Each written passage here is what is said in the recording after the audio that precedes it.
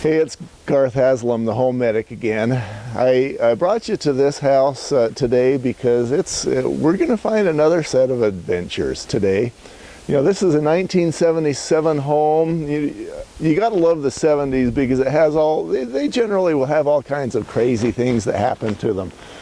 This one is 2,600 square feet. We're going to have an adventure today. Come along with me. We'll check some things out. Okay, it doesn't take very long usually for me to start finding issues in a home inspection.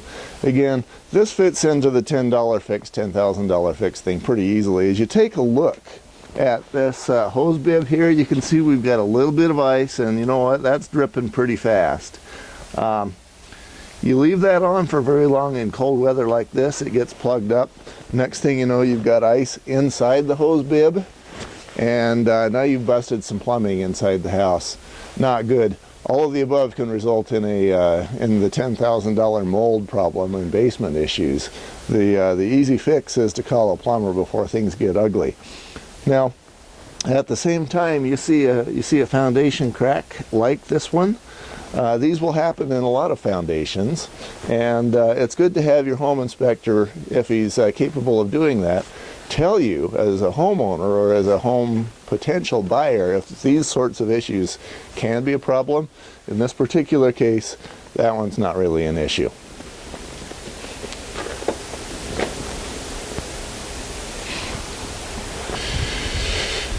Okay, still at the same location. We're right by this hose bib here, but there's a couple of other items that I'd really like you to see here. The first off is that you've got a window well. You can see that the water from the hose bib is draining right into there. But you know what? There is pretty much zero forgiveness there. You could drop a 5 or 10 gallon bucket of water into this window well, and the next thing you know, water's finding its way into the basement because you've got an easy overflow. Another thing I'd have you be aware of here, we could easily have termites because you've got the water, you've got all the leafy debris, you've got good cover, and even though we're in a part of the United States that doesn't have a lot of termites, if you send out the welcome mat, they will find you. Now let me show you another item down here. As you get down into this window well, you can see we've got nail tips, 3 of them. Guess what those are going to do to your family?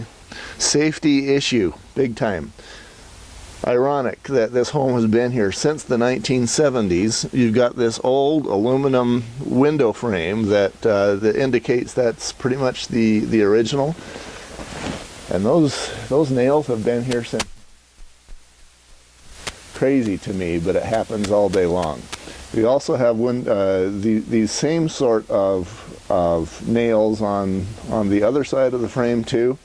Any of those could easily do all kinds of damage to any of your children. You know, sometimes a home inspection is about finding what deficiencies are here in the house, and sometimes a home inspection is identifying what is perhaps not a deficiency, and about just being what's the word, maybe something just to let a home buyer know that they don't have to be afraid of a particular issue.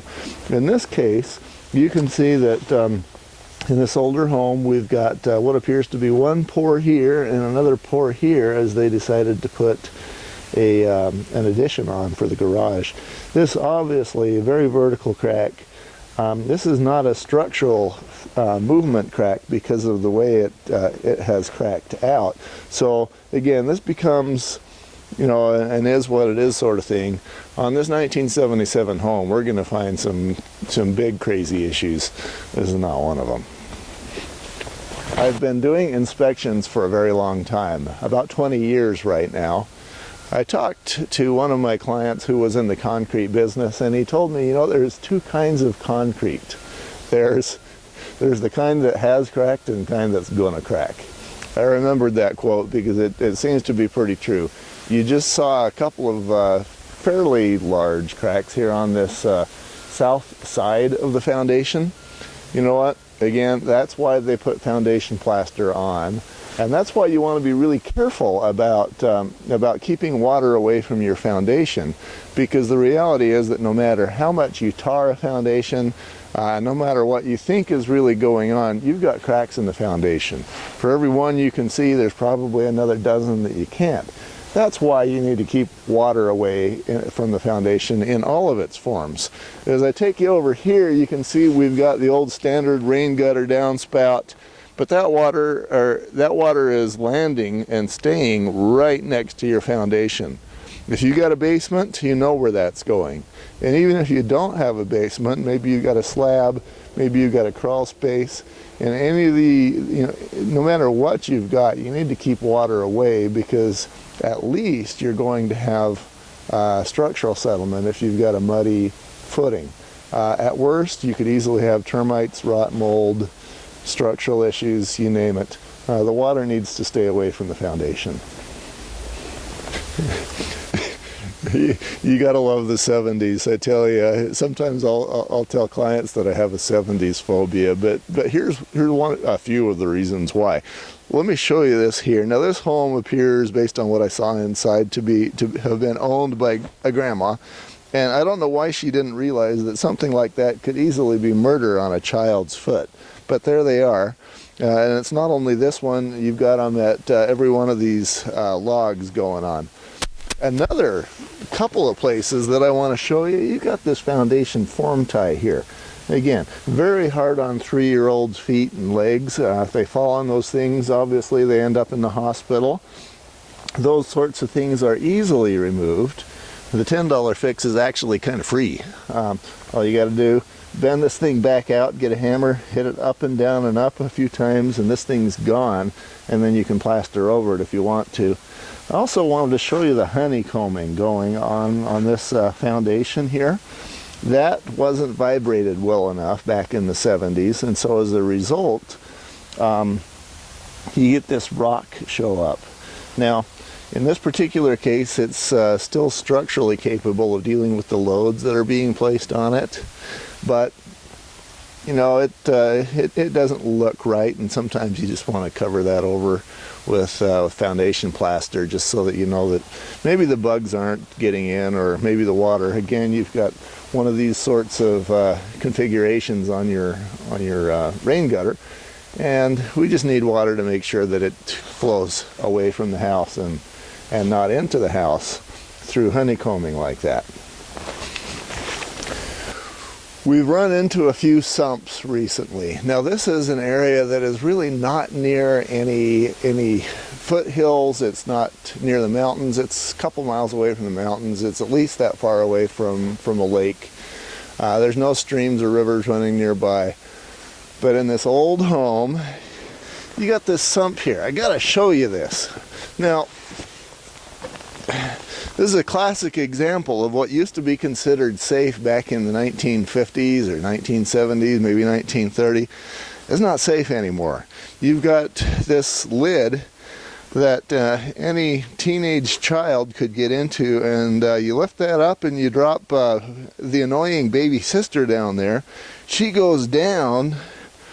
What is that? That's about 12-15 feet. They do have a 6-foot ladder out there in there, but only an adult could get out, and only if he was healthy. If he was injured, this becomes the place where he gets buried. I'm thinking that the only possible reason for something like this has got to be that maybe they had, at some point in the past, maybe they had a high groundwater table, and you've got water flowing maybe into the basement here. So they put this single sump to try and capture the water before it goes into the house. This is all kinds of dangerous. And as a home inspector, this sort of thing needs to be pointed out to a home buyer. You really don't want to be losing your grandchildren in here. So the $10 fix is a little bit more expensive than $10. I would just fill it up with gravel. $10,000 fix, we don't even want to talk about that. That's burying somebody or multiple people. Because they got down in here and could never get out.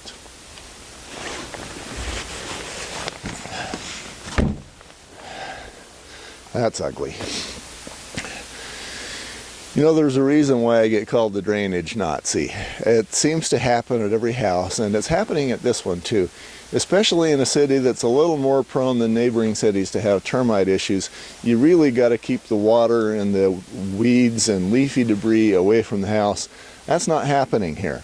So I got to show you, you've got a sprinkler head right here. It's not hard to guess where that sprinkler head is going. You probably have a half circle, and the first thing it's going to be doing is spraying water into this window well, where the window well, as you can see, is full of leaves. It's going to keep those leaves nice and wet and very friendly for termite queen to try and get started as she moves her termite colony into the house.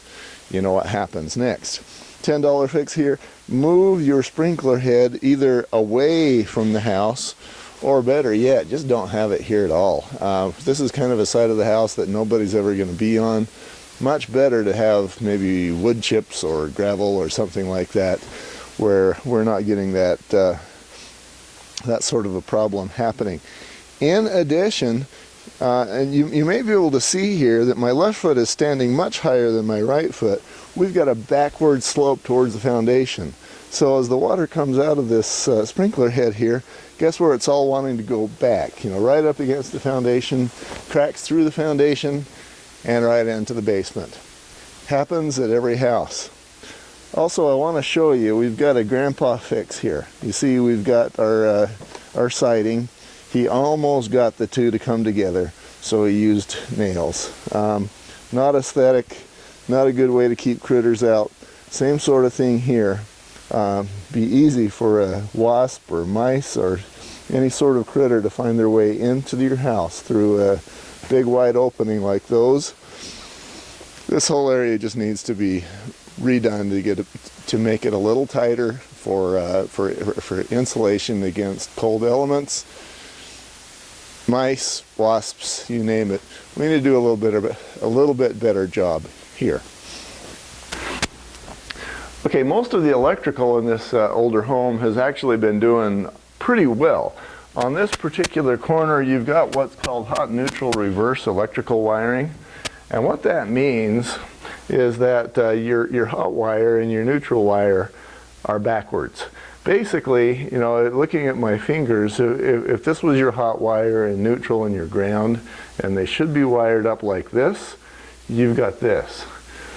So again, $10 fix versus $10,000 fix. $10 fix, it's an easy thing for an electrician just to swap those so that it's right. $10,000 fix is, you know, maybe somebody gets fried because the easy fix doesn't happen. This will be something that obviously makes my report as well. Okay, you know, this is not a deficiency, but I got to show you this anyway. You know, only in a 70s home do you get innovation like this. This is your closet door. Not interesting, right? Well, that is until you realize that, you know, there's a door on the other side. This is a dual entry closet. You know, you only get cool stuff like this in homes that were built during the 1970s. I just had to show you that sort of thing. You know, the bones of this house are checking out fairly well. We're having a good time making fun of Grandma's decor. But I've got to show you some of these sorts of home security issues. You can see that the Grandma, when she was living here, she wanted more security than she had with this door. Now, I checked the lock, and it actually does work. It kind of pulls on the frame a little bit, which means that if a burglar really wanted to get in, he could force his way through. But that's the case with pretty much any window or door. So what she has done is she's done this base lock, and then she's done this bar as well. I do not consider these to be anything meaningful, because your lock has to be there and it has to be functional. Now, I got to show you this, because here you've got Grandma being able to walk outside her door through this back door, and here you've got Grandma being able to walk outside through her back door. So why both? Maybe it was an addition, but again, if you're going to put in an addition and you have a door, why have another door? Welcome to the 1970s. In the basement of this unit, you've got this single space heater. Now, last I checked, the year 2000 has come and gone, and some sort of forced air, pretty good idea. In this old home, what you have for this apartment is this single space heater. It is expected and hoped that you're going to have this unit, through pure radiant heat up your kitchen here, your family room. But the realities of what's going on here is you've got a wall, and you've got this duct here that basically create a channel for heat. The water or the air is going to rise, and it's going to move down through this channel down towards the master bedroom. Of course, not actually making it into the bedroom, but it's going that direction. That leaves the family room and the kitchen to be much colder than this hallway here. That's not acceptable. Imagine, if you would, being a home buyer and finding out after the fact that a major part of your home isn't heated. That's not going to be okay. That's what home inspectors are for. Let me take you this direction here, because as we move back in towards your bedroom and even the bathroom here, no heat at all. But as we're moving into the bedroom, I got to show you, somebody's answer to this was a radiant heater. Now this would actually be okay. I've seen these, and if these are in every room and if they're functional, that would be okay. But it's not working at all. So this is the sort of thing that a home buyer needs to be aware of. If you're going to have somebody down here, you know, if it's going to be storage space, that's great. But if you're going to have somebody down here, every room needs to be reasonably heated.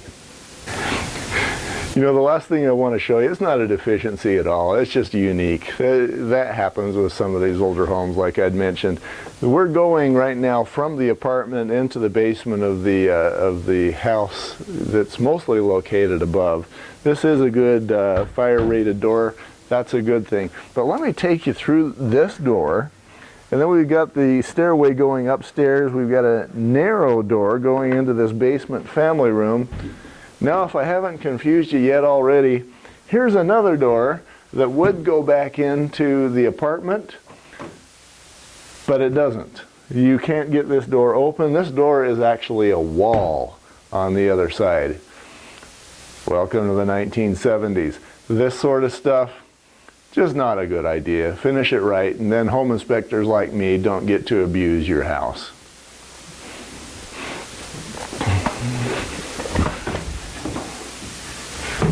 You know, it's fun to abuse a house. As we went through this 1970s home, there's all kinds of things that Grandma did that are just a little bit insane. But the reality and the bottom line is that the bones to this home are doing just fine, with a few exceptions. Of course, the absence of a gas forced air heating system in the basement for the apartment, that's a problem. The electrical system has a few little issues. But the structure to the home, the roof, the attic, the insulation, they're all doing pretty well. Your plumbing is doing well. This is a pretty good home overall. Now, did we find some issues? Absolutely. But we'll find those on pretty much any home. That's why you need a home inspection. I'm Garth Haslem, the Home Medic. Thanks for coming along today.